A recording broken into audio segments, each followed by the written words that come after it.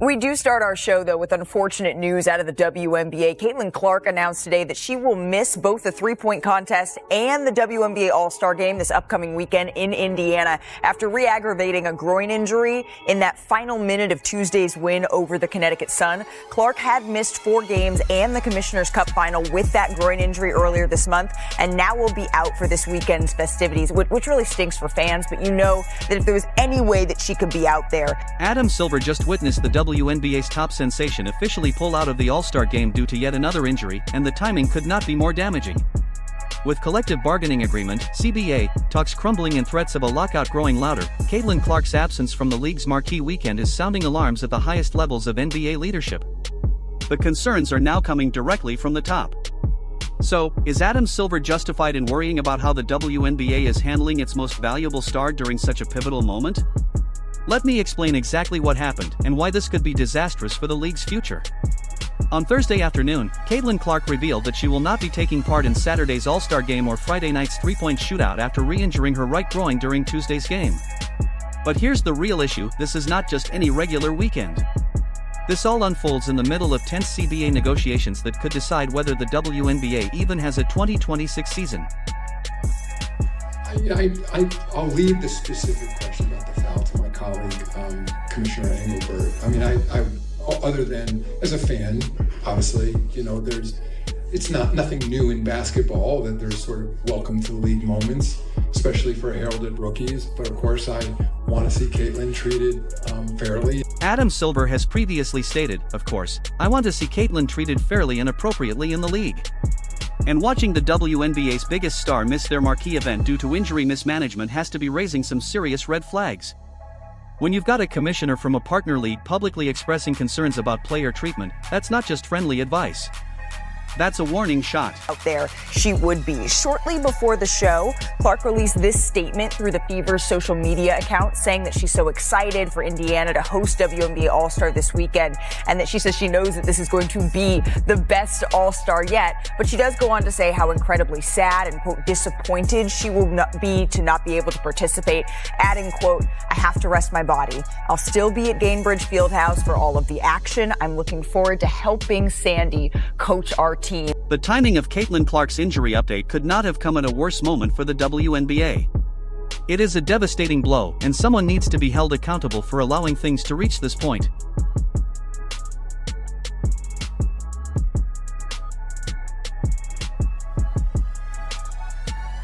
Kathy Engelbert has completely failed in her role as commissioner when it comes to safeguarding the league's most valuable player. Veteran sports journalist Christine Brennan openly criticized Engelbert, pointing out that whenever Caitlin Clark's name comes up, Engelbert seems uncomfortable, even deflecting by mentioning other players like Angel. But the truth is, the question was about Caitlin, not Angel, and the commissioner's hesitation speaks volumes. In terms of the comments, in terms of the way the commissioner, Kathy Engelbert, who I've known and I like, the way she has trouble talking about Caitlin Clark, or if she's asked about Caitlin, then she will say, well, Caitlin and Angel. Well, she wasn't asked about Angel. You know, she was asked about Caitlin.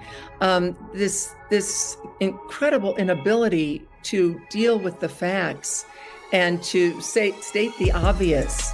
It is astounding to me how Kathy Engelbert doesn't come out after the Marina Mabry hit and say that's unacceptable. The refs got it wrong.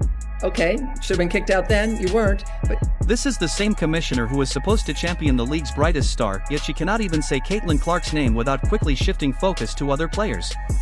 That is not leadership, it is a glaring sign of dysfunction at the very top. The statistics expose the harsh reality of Clark's absence. Since her injury, national WNBA viewership has plummeted by 55%. Indiana Fever's nationally televised games saw their average viewership fall from 1.81 million to just 847,000, a staggering 53% decline, costing the league millions in revenue. And still, Engelbert sits calmly, pretending nothing is wrong. Now, let us address the officiating disaster that helped bring us to this point. As reported by kinesiologist Dr. Lucas Seehafer, the league has seen 141 player injuries since opening day.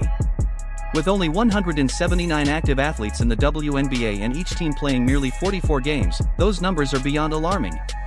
It is statistical madness, and yet Engelbert responds to this growing emergency with the urgency and resolve of a silk curtain in the wind. the ball handler. There's a grab, there's a hold, there's another grab. I mean, all of those are fouls. Every single one of them. And here, that's a foul, and finally they call. The officiating has reached such a poor level that WNBA icon Rebecca Lobo openly criticized the referees during a live broadcast, stating, "There's a grab. There's a hold. There's another grab. Every single one of those is a foul. And then here, again, a foul. That's a foul." She was describing the constant physical contact Caitlin Clark endured without a single whistle. When legends are forced to publicly call out officials during nationally televised games, it is not just a bad night for referees, it signals a deep-rooted problem within the system. Even Clark's own coach has had enough.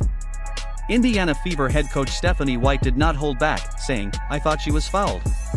What we've experienced the last few games has been absolutely egregious. The level of disrespect toward our team is shocking." When coaches start using terms like egregious and disrespect, it is no longer just post-game frustration, it is a full-blown indictment of a league in crisis. Who is played 9 years in Indiana and now on the staff. And that's a live shot now of Caitlin. Perhaps the most scathing criticism of WNBA officiating came after the Connecticut Sun game, where Caitlin Clark was repeatedly targeted without protection. Coach Stephanie White did not hold back, declaring, "Everybody's getting better except the officials," during a fiery post-game rant. She slammed Tuesday's referees for completely losing control of the game and took aim at both the league and its officiating body for their continued failure to evolve. The game is fast now. Things are happening quickly. Everybody's getting better, except the officials. So we gotta find a way to remedy it. I mean, you've heard every coach talk about it, so I don't know what the answer is. White went further, adding, "Every single year, during our league meetings in the fall and spring, we repeat the same concerns over and over, and nothing ever changes." That you guys as an organization are doing, I know you're speaking out at this point, but anything more that you are doing or you hope to do to engage in the league and addressing these issues with the officiating that you've been very vocal with? Yeah, I mean, I think every year when we have our league meetings in the fall and in the spring, we say the same thing over and over and over. And nothing has. That is a head coach publicly acknowledging that the WNBA has been aware of its officiating crisis for years and has chosen not to act. Under Cathy Engelbert's leadership, the refereeing has not only failed to improve, it has declined even as the league itself grows in popularity and visibility. The specific plays that led to Caitlin Clark's recent injury serve as clear, undeniable examples of what happens when poor officiating goes unchecked.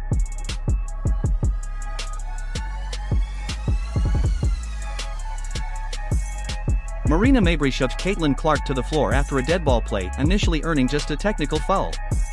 Only after intense public backlash did the WNBA upgrade it to a flagrant 2. The officials failed to make the correct call in real time and only adjusted under public pressure. Even Clark's brother, Cullen, took to social media to express his frustration, tweeting, "Make no mistake, this is on the officiating," blaming poor game management for his sister's injury. When a player's family publicly criticizes officiating, it reflects more than anger, it exposes a system failing to protect its athletes. Cathy Engelbert's response to these officiating concerns has been nothing short of disappointing. When questioned about the mounting complaints, Engelbert deflected, saying, "I do find it interesting that no winning team ever complains about officiating, and no losing team ever doesn't. That is not leadership, it is condescending deflection from someone clearly missing the bigger picture. The financial stakes are staggering." In 2024, the WNBA had 23 games cross the 1 million viewer mark and Caitlin Clark appeared in all but 3. To find a top-rated WNBA game without the Indiana Fever, you have to scroll down to number 15. Simply put, Clark is the engine driving the league's visibility. Yet Engelbert has failed to protect her. ESPN reported a 170% increase in WNBA ratings this year, jumping from 454,000 to over 1.2 million average viewers. ION saw a 133% ratings boost from 2023.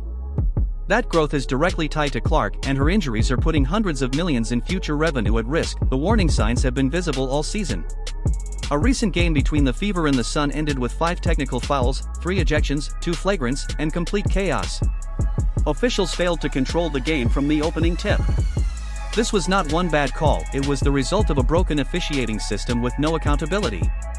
Even the sports betting market has taken notice. Wagering on Fever games dropped by nearly 50% in the week following Clark's injury. When sportsbooks react that drastically to one player's absence, it proves how much economic value she brings and how much is lost when she cannot play. NBA Commissioner Adam Silver's concerns go beyond player safety. He has acknowledged Clark's transformative impact on women's basketball but also voiced unease about how she is being treated. That is not just diplomatic language, it is a warning: fix this before it collapses. And this problem is not limited to Clark. Kelsey Plum exploded in a post-game rant, saying, "I get fouled like that every possession. They just keep swinging and nothing gets called." When multiple stars echo the same complaints, it becomes a league-wide credibility issue. Players and coaches alike report wild inconsistency in foul calls. What is considered a foul in the first quarter gets ignored in the fourth. One end of the court might see a whistle while the other does not. That is not competitive basketball, that is disorder dressed up as professionalism. The All-Star Weekend only intensifies this crisis. Clark's image is plastered across Indianapolis, on hotel walls, at the airport, even the arena, yet she cannot play.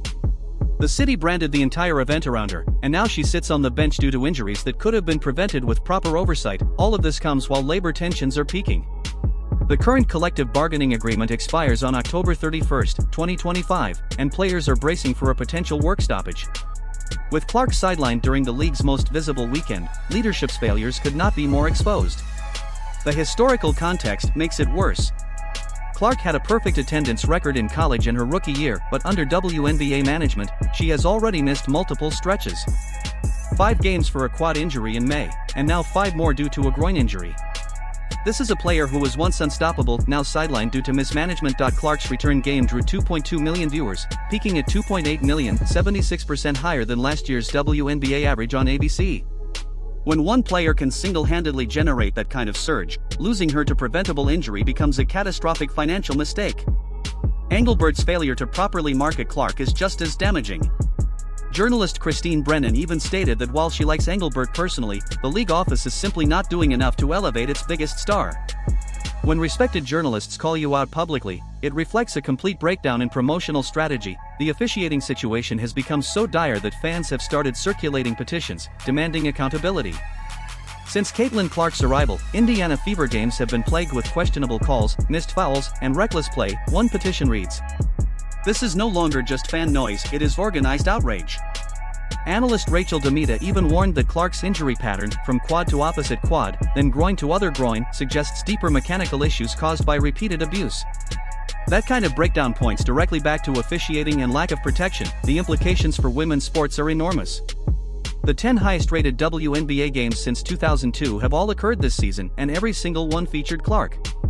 When a single athlete carries that kind of historical impact, and you let her break down in front of a global audience, it is more than mismanagement, it is sports malpractice. Silver's previous calls for Clark to be treated fairly now carry far more urgency, especially with billion-dollar projections on the line. Clark's college finale brought in 12.3 million viewers, the most-watched women's college basketball game ever. Her Final Four performance drew 14.2 million, the most-watched basketball game on ESPN, male or female.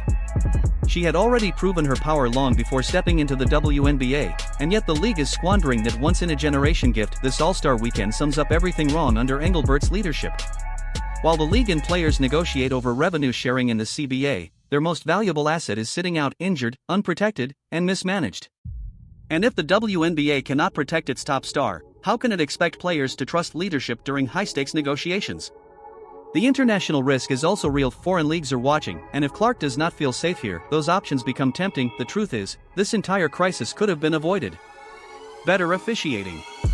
Clearer league standards. Real leadership. But instead, we have a league where referees are underpaid, not salaried, often moonlighting as NCAA officials, and are not equipped to handle the pressure of a billion-dollar ecosystem. That structural failure has now sidelined the face of the league during its biggest moment. Adam Silver's concerns are not friendly advice, they are warnings. With massive TV deals, expansion plans, and corporate partnerships at stake, the NBA is watching. And right now, they are not impressed. If Engelbert and WNBA leadership do not fix this, by protecting their stars, improving officiating, and restoring order, they risk losing everything they have built. Caitlin Clark's injury is not just a setback, it is a wake-up call. Fix the officiating. Protect your stars. Or prepare to watch the empire collapse.